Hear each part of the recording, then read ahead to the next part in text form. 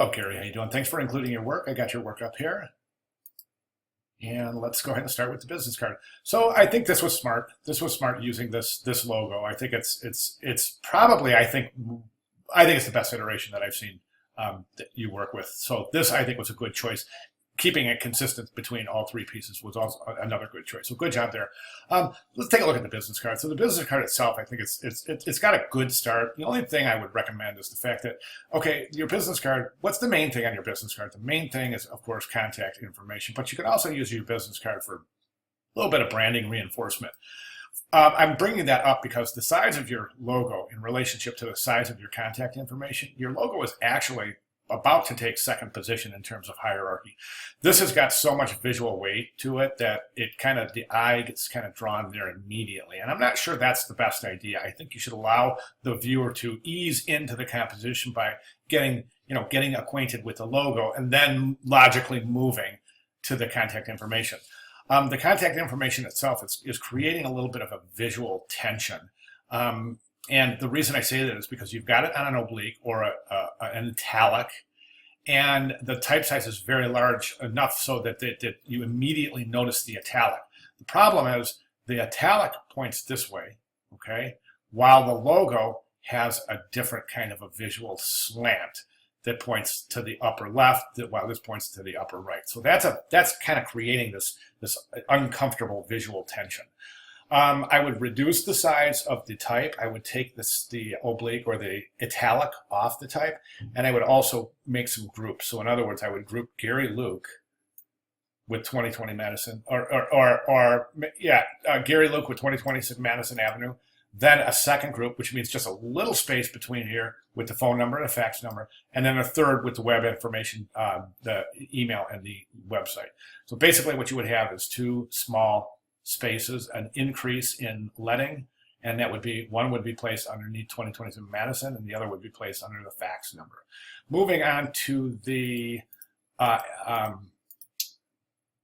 letterhead. Let's take a look at the letterhead. And where did I go? Here we are. I got to back down off this so we can see it. Okay, and there's the letterhead. I just want to do something really quick. I want to check something. Okay, so the letterhead itself is the wrong size. This letterhead is a size of 7.3 by 11, and a letterhead is 8.5 by 11. So that's a problem right there. It's the wrong size. The next issue is that you've introduced another design element right here that hasn't been established in the business card. So a little bit of inconsistency there. If you're going to introduce design elements, make sure you introduce those to the entire suite, the entire stationery set, as opposed to just one piece. Finally, I see an issue with the letterhead. Number one, I think that the logo is really, really large. It's almost, let me see, there's half, 3.5. Oh, it's almost 3 inches high. It's really, really big. I think we could reduce the size of that, and then we don't have any contact information on the letterhead. Typically, you can place the contact information here, underneath here. I think the best place to place it is somewhere at the bottom to open up the versatility of the letterhead itself. So again, that would be considered a pretty major inconsistency. The fact that it's the wrong size and the fact that it doesn't have any contact information. Let's go ahead and move on to your final piece, the number 10 envelopes. Now, I say the number 10 envelope because this envelope here, right here, is 3.5 inches by what looks like 2 inches. So this is actually the size of a business card, not an envelope. Number 10 envelope is 9. Let me see. You know what? I don't know. I don't remember the dimensions offhand, but they're available in the lecture right over here. Let's go ahead and jump over there and take a look at that number 10 envelope. Okay, number 10 envelope. Sorry about that. 4 1/8 by 9.5.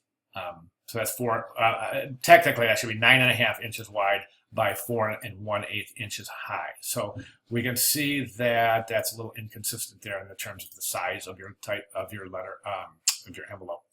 Again, consistently, you should have your return address. I know that you have your return address on the back, but the problem is that you have a random street address and then you just have a state and a zip code. So that's not a correctly formatted address. Okay, other than that, I think that the logo development has come along very nicely. I think it chose a nice logo, as I mentioned, to start the critique. Final thing I want to mention is the fact that your G and your N, take a look at the distance between the N and the G, then take a look at the distance between the N and the S. The S is clearly much closer. The S itself, however, the relationship from the letter to the baseline of the letters to the baseline of the first letter of the word is inconsistent. For example, right here, guardian is almost right to the baseline of the G, but we look at the baseline of the N, and the E is considerably higher in relationship to the N, and then again in the E for security, it's back down again. So we get this inconsistent spacing in between the words. Okay. Other than that, those would be my recommendations moving forward. So if you have any questions, feel free to let me know. Okay. Thank you, Gary.